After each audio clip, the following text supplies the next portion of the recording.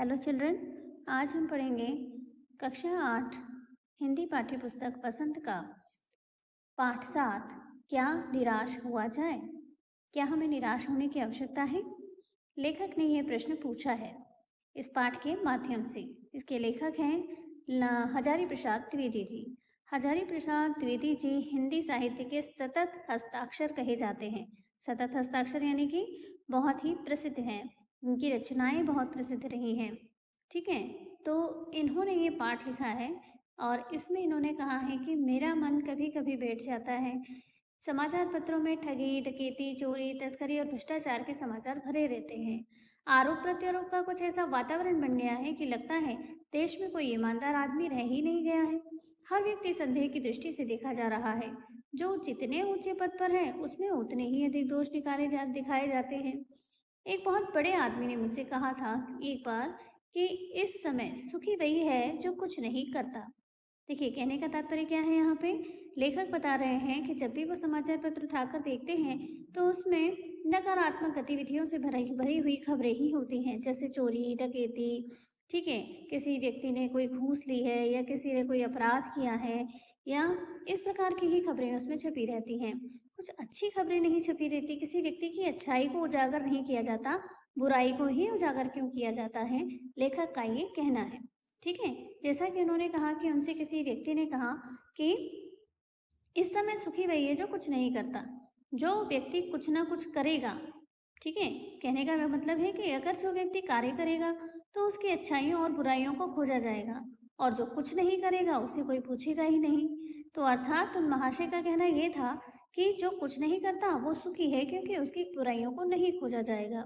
ठीक है, तो और जो कुछ करेगा उसकी अच्छाइयों को छोड़ करके बुराइयों को गिना जाता है, तो उसके सारे गुण भुला दिए जाएंगे और दोषों को बढ़ा चढ़ाकर दिखाया जाने लगेगा। दोष किसमें नहीं होते? यही कारण है कि हर आदमी दोषी अधिक दिख रहा है, गुण ही कम, या बिल्कुल ही नहीं। स्थिति अगर ऐसी है तो निश्चय ही चिंता का विषय है। तो लेखक ये कहना चाहते हैं कि आज के समाज में एक व्यक्ति दूसरे व्यक्ति में दोषों को ही देखता है, उसके गुणों को नहीं देखता। अगर गुण होते भी हैं तो उन्हें वो छुपा लेता है और उसके दोषों को बढ़ा चढ़ाकर उजागर किया जाता है। जैसा कि समाचार पत्रों में भी तो ऐसा ही किया जाता है, मीडिया में, खबरों में भी तो इसी प्रकार का कार्य किया जाता है कि अच्छाइयों को न दिखा करके बुराइयों को ज़्यादा उछाल कर दिखाया जाता है। इस बात से लेखक त्रस्त है, ठीक है, कि लोगों की बुराइयों को हम देखते हैं, अच्छाइयों को नहीं देखते। क्या यही भारतवर्ष है जिसका सपना तिलक और गांधी ने देखा था? रविन्द्रनाथ ठाकुर और मदन मोहन मालवीय का महान संस्कृति सभ्य भारतवर्ष किस अतीत के घेवर में डूब गया है? अब लेखक ने यहाँ पे एक प्रश्न चिन्ह लगा दिया है, चिंता का विषय उजागर कर दिया है कि क्या इसी भारत का सपना गांधी और नेहरू ने देखा था? क्या इसीलिए भारत को आज़ाद करवाया था? क्या भारत का हर व्यक्ति एक दूसरे में कमियां ही कमियां निकालेगा, उनके दोष ही दोष देखेगा? ठीक है, गहवर यानी होता है, गहवर का तात्पर्य होता है गड्ढा। ठीक है, तो अगर ऐसा ही रहा, एक व्यक्ति दूसरे व्यक्ति में अगर दोष ही दोष देखेगा, तो वो दिन दूर नहीं जब भारत का विकास कहाँ चला जाएगा? भारत विकास की ओर न जाकर के एक गहवर में यानी गड्ढे में डूब जाएगा। आगे लेखक ये कहना चाहते हैं कि यह सही है कि इन दिनों कुछ ऐसा माहौल बन गया है कि ईमानदारी से मेहनत करके जीविका चलाने वाले निरीह और भोले भाले श्रमजीवी पिस रहे हैं और झूठ तथा फरेब का रोजगार करने वाले फल फूल रहे हैं। कहने का मतलब ये है कि जो झूठ और फरेब से आगे आते हैं लोग, जो अमीर बने हैं लोग, वो लोग अपने झूठ और फरेब के माध्यम से लोगों को धोखा देते चले आ रहे हैं, और ऐसे लोग फल फूल भी रहे हैं और उनके पास पैसा भी है। पैसा जो कि आज के समाज में सबसे बड़ी ताकत माना जाता है। ठीक है, तो वो अपने पैसे के बल पर ईमानदारी को खरीद लेते हैं। ठीक है, लोगों को मूर्ख बना देते हैं और समाचार पत्र इत्यादि को भी खरीद लिया जाता है। तो ऐसी स्थिति में ये लोग क्या करते हैं कि ईमानदार व्यक्ति को ईमानदार रहने ही नहीं देते।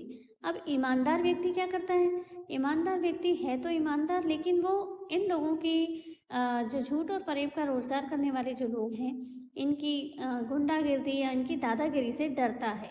ठीक है, तो ऐसी स्थिति में ईमानदार व्यक्ति को लेखक ने क्या कहा है? भीरू कहा है। भीरू यानी डरपोक कहा है कि ईमानदार व्यक्ति जो दो चार हैं वो डर जाते हैं।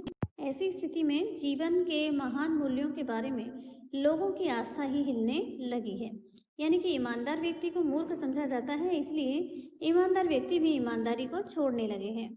भारतवर्ष ने कभी भी भौतिक वस्तुओं के संग्रह को अधिक महत्व नहीं दिया है।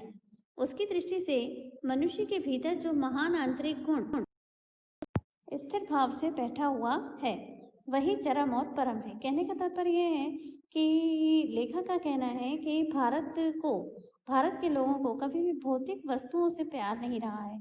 उसके मनुष्य के भीतर जो गुण होते हैं, उन्हीं को हम प्रधान मानकर चलते हैं।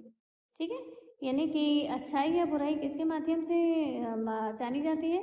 भौतिक वस्तुओं के उपयोग के माध्यम से नहीं, अपितु लोगों के व्यवहार के माध्यम से ही जानी जाती है। अर्थात लेखक ये कहना चाहते हैं कि काम, क्रोध, लोभ इत्यादि जो अवगुण है वो किस में नहीं होते, किंतु क्या हम व्यक्ति के अवगुण को ही देखें, उसके गुणों को न देखें? तो हमें व्यक्ति के दोनों पहलुओं को देखना चाहिए, उसके गुणों को उजागर करना चाहिए, जिससे कि उसके गुणों से लोग शिक्षा ले सकें। इसके आगे का पाठ अपन अगले वीडियो में पढ़ेंगे। ठीक है, तो इस वीडियो में इतना ही।